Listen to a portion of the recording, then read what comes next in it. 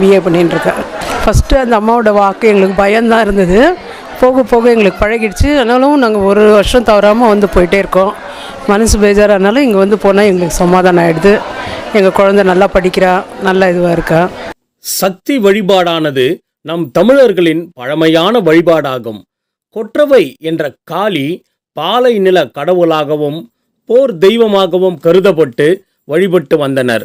இந்த நவீன காலத்திலும் பழமை மாறாமல் மாசி மாதம் வந்தாலே எங்கு பார்ப்பினும் விண் அதிர பம்பை மற்றும் உடுக்கை ஓசையும் பாடல்களும் ஒலித்து கொண்டே இருக்கும்.